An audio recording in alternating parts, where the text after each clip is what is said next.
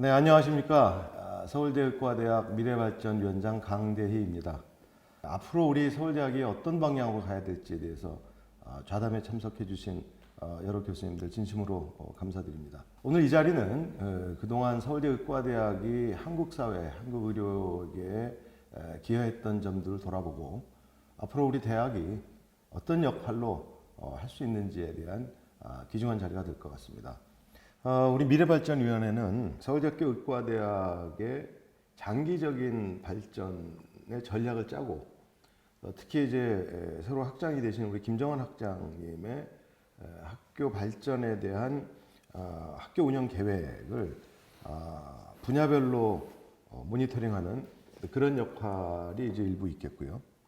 이제 의료가 굉장히 빨리 바뀌고 있고 또 바뀌는 의료의 우리 의학 교육이 또 잘 못 쫓아가고 있고 그런 환경에서 우리 서울대학교 의과대학이 어떤 역할을 해야 되느냐에 대한 것들을 돌아보고 분석하고 내다보고 전략을 짜고 이제 이런 역할을 하려고 이제 만들어졌습니다. 하루가 달리 변화하는 이런 진료 환경에서 어떻게 자원을 배분하고 또 우리의 교육의 방향을 설정할 것인가 하는 것들은 기존의 프레임을 가지고는 해결할 수 없는 이슈인 것 같습니다. 그렇다면 끊임없이 이런 달라지는 프레임에 적응해서 또는 다른 프레임을 제공해야 되는 게 서울의대, 특히 의학교육, 우리나라의 의사들 그리고 진료의 방향을 선도하는 입장에서 매우 중요한 주제라고 생각을 합니다.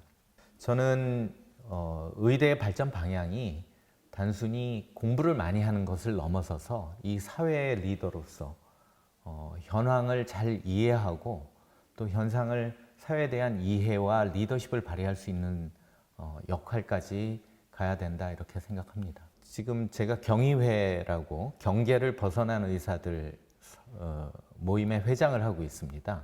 서울의대 총동창회의 한 지회인데요. 한 130여 명의 우리의 동문들이 사회 각지의 전문 영역, 비진료 전문 영역에서의 리더의 역할들을 수행을 하고 있습니다.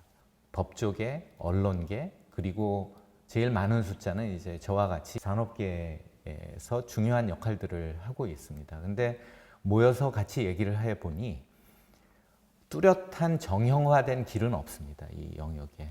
그러니까 학생들도 그런데 뜻이 있다고 하거나 관심이 있다고 해도 어떤 길을 제시하기는 어려운 상황이죠. 그러니까 우리가 이런 불확실한 길에 대해서는 선례나 이런 관계들에 대해서 조금 누군가 안내하고 조언을 해줄 수 있는 그런 길이 있으면 하는 바람이어서 그런 새로운 분야에 대한 소개 그리고 그런 것들에 대한 가치를 미래발전위에서 좀 잘 커넥션을 해주시면 좋지 않겠는가 하는 생각입니다. 네, 고맙습니다. 눈앞에 놓인 시급한 문제는 병원 임상교수와 의과대학과의 거리를 좁히는 문제입니다.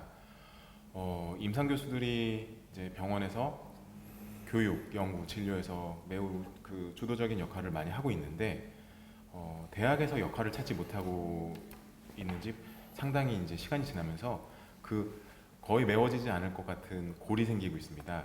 기존의 교수제도 틀만으로는 임상교수들이 적절히 자기의 역량을 발휘할 수 있는 환경이 충분하지 못한 현실이고요. 비전추진단과 미래발전위원회가 함께 논의를 해가면서 변화를 만들어 나가야 되지 않을까 생각하고 있습니다. 의사과학자 부분에 있어서만큼은 서울의대는 굉장히 오래 전부터 준비를 해왔다고 할 수 있습니다. 의사로서 이제 기초학문을 하는 분들이 많이 없었습니다, 한동안. 근데 이제 최근에는 저 이외에도 많은 이제 전문의 또는 이제 기초를 전공하신 분들이 이제 모교에 와서 다시 교편을 잡는 이제 그런 것들이 가능해지는 사이클, 어떤 약간의 마중물 역할을 할 수 있는 시스템이 이제 조금 갖춰졌다고 생각을 합니다. 그래서 이런 시점에 이르러서 이제 기존의 어떤 의사과학자 양성 프로그램을 좀 더 확대하고 또 심층적으로 개편을 해서 이제 의사과학자 양성 사업단을 이제 올해 출범을 하게 되었고요. 그 양성 사업단에서는 학부생에서부터 전공의 또 전일제 대학원생에 이르기까지 어떤 의사과학자로서 자질을 함양할 수 있는 많은 기회와 프로그램들을 제공을 하고 있습니다. 이런 것들이 잘 선순환이 되면 향후에는 사회가 정말 필요로 하는 그런 의사과학자들을 서울대가 많이 배출해낼 수 있을 거라고 생각을 합니다.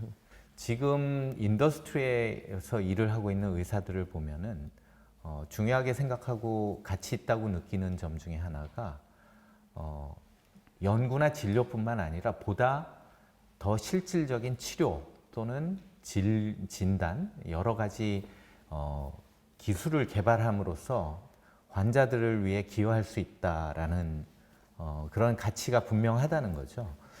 근데 문제가 있습니다. 우선 산업 현장에서는 사실 환자와 진료 현장을 잘 몰라요. 그래서 의사가 절실합니다.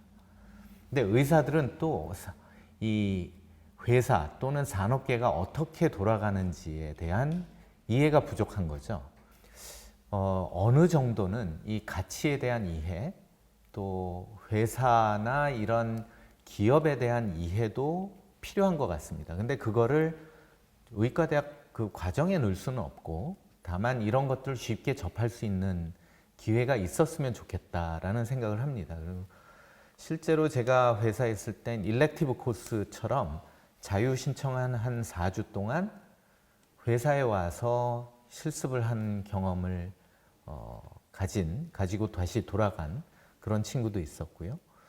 이제 그거는 얼마든지 좀 지금의 운영 폭 안에서도 조금 더 활성화하거나 조금 더 발전시킬 수 있는 영역이 아닌가 싶습니다. 이종욱 의학교육과정 개편이 되면서 가장 큰 변화 중에 하나는 의학 연구에 관련 커리큘럼의 확대였습니다. 그 본과 2학년 때 약 10주간 본인이 원하는 곳에 가서 관련된 연구를 직접 수행해보고 계획서에서부터 성과를 내는 것까지 다른 거 안 하고 수업 듣지 않고 그것만 전일제로 활동을 해보는 것들이 이제 시작이 되었고요. 또 그런 결과들로서 정말 수준 높은 그런 저널의 SCI 페이퍼도 학부 과정 중에 작성하는 그런 사례, 그리고 여러 전문 학회, 그 학술대회에서 직접 학부생으로서 발표도 하고 이런 기회들을 많이 갖고 있습니다. 그래서 조금 더 빠르게 실질적인 정말 프로페셔널 연구에 그 노출이 되는 그런 기회로 작동을 하고 있다고 생각이 들고요. 그래서 이런 것들이 더 확대되기 위해서는 또 최근에 여러 통로를 통해서 나오는 것처럼 의과대학 통 6년제, 6년을 하나로 엮어서 정말 연구를 많이 경험한 다음에 임상 필드에도 나가고 하는 이런 식으로 좀 기획해 보려는 노력도 있는 걸로 알고 있습니다. 옛날에 해부학, 생리학, 병리학 뭐 그런 것들만을 바탕으로 열심히 최선을 다해서 환자를 진료를 한다. 추상적인 사명을 지키면 다 됐었던 시절이었다면 지금은 너무 많은 무기들이 생겼습니다. 오히려 이 환자의 수명을 10년 늘려주면서 10년 동안 그 마비를 앓은 채 장애를 가지고 살게 한다. 그게 옳은 일인가? 또는 그 어떤 사람의 수명을 1년 더 늘리기 위해서 국가 재정 10억을 투자하는 게 다른 좀 더 경한 환자들의 진료비보다 우선시돼야 되는가? 그런 것들에 대한 고민도 같이 필요해집니다. 그래서 저희 밀바리 활동이나 여러 가지 비전 관련된 문제에서 이루어진 고민들이 교육제도나 의과대학의 제도적으로 좀 변화를 수반해야 된다고 하면은 좀 더 인문학적인 고민이 함께 돼야 되지 않을까 생각이 듭니다.